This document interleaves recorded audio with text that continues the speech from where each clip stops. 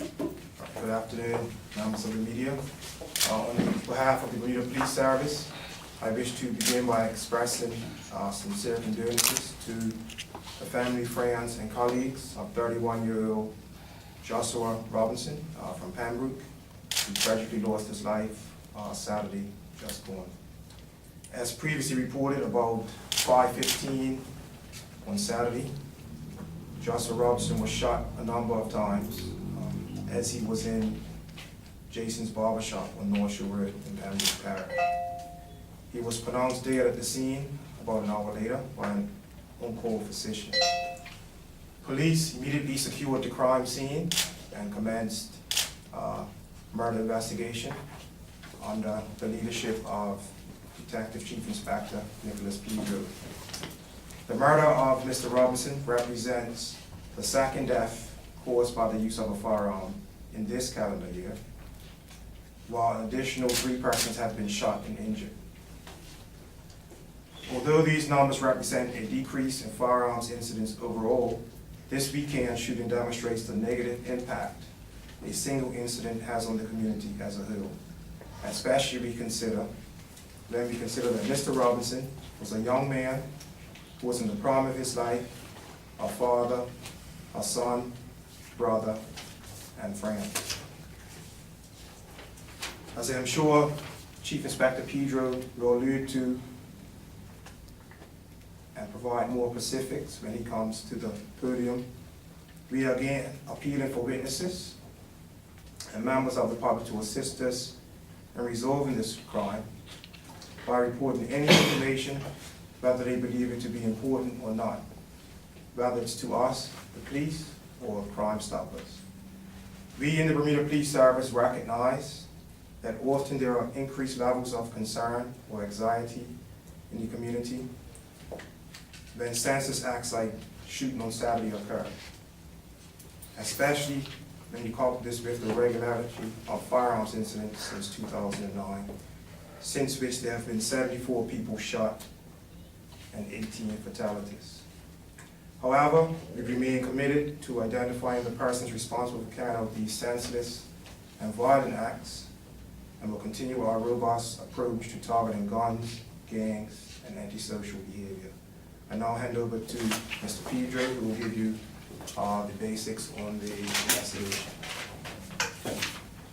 Thank you, Mr. Daniels. Appreciate that. May I just second the condolences that are given by Mr. Daniels in regards to the family and friends of Mr. Robinson, who lost his life this Saturday gone. As Mr. Daniels said, at about 5:15 on Saturday, the 23rd of June, police responded to 911 reports of shots having been fired inside Jason's barbershop, which is located at 107 North Shore Road in Pembroke. On arrival, a man who Mr. Daniels has already identified as Mr. Joshua Robinson, who's 31 years old, was found suffering from multiple gunshot wounds and was declared dead on the scene. Mr. Robinson was a father and also leaves behind numerous friends and family. A forensic autopsy was conducted by a doctor from overseas, and those results have been provided to the Bermuda Police Service, initial results, and we expect a full report very soon. The full complement of detectives from the Serious Crime Unit is investigating the matter, and it remains an ongoing inquiry, and it is being considered a case of premeditated or murder under the circumstances. We have arrested one person who has been released from police custody, having been eliminated from the inquiry. We have spoken to people that were inside the shop at the time of the shooting, and also people that were seen in the vicinity on police arrival. We are still very much interested in speaking with people that may have been traveling in the area at the time, that may have seen something of note, or indeed has any information that they may know about this incident specifically. The suspects, I'll just speak about those very briefly. I appreciate it because it's become a bit of a standard item in terms of the descriptions, and we obviously see that the descriptions tend to be very much similar. You have to appreciate the kind of crime that this is. It's a gang-related crime, we believe, and the perpetrators often take steps to conceal their identity. But for what it's worth, the perpetrators were believed to have been wearing dark-colored clothing, which included dark helmets and dark tinted visors over their faces. The accounts given to us state that the bike was either silver or dark in color, step-through cycle, and we believe that they left along North Shore Road following the shooting.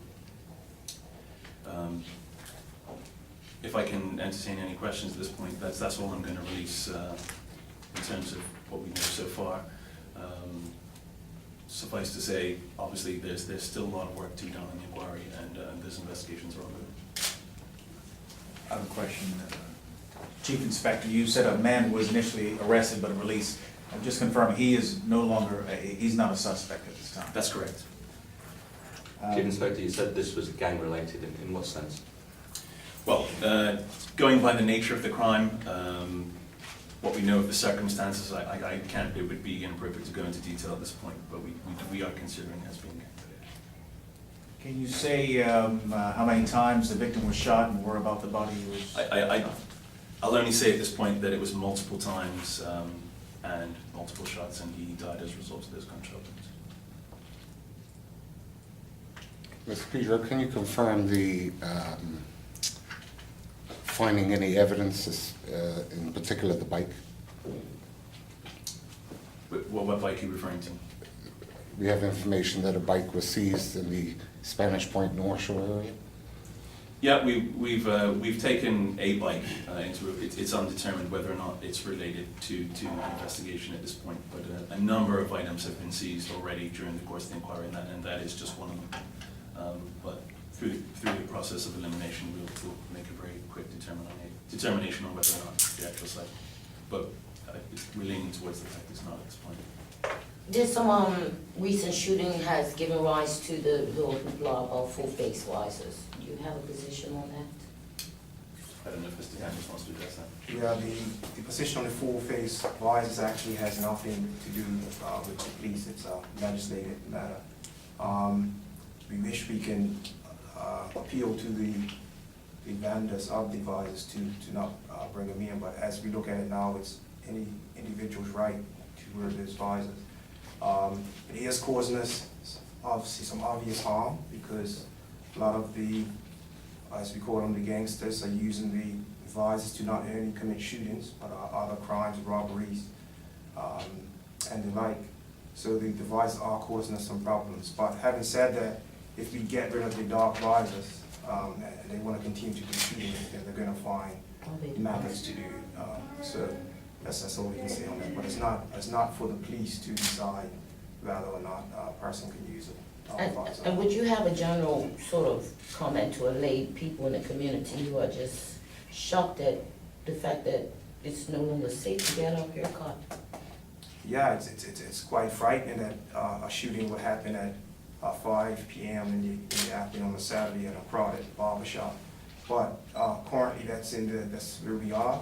The police are doing their best to minimize the risk, by having more high visibility police officers on the street. We just created we just trained up some more firearms officers, so we now have an increased capacity. But when we have to look to a lot of our social issues, when the youngsters are glamorizing firearms and gangs and rap music as opposed to family, church, sports, and education, this is what we're after. So it's not a police problem, it's a community problem. And until we address it, we're going to continue to have these issues. I wonder if I could just ask a question about the chronology. Is it the evidence that you have or the information you have so far? Was the gentleman on the bike outside or throughout and only one man entered the barbershop? The gunman? I would like Mr. Pedro to deal with the investigation. Yeah, from what we know so far, we believe the actual shooter entered while the second person remained at the entrance to the barbershop.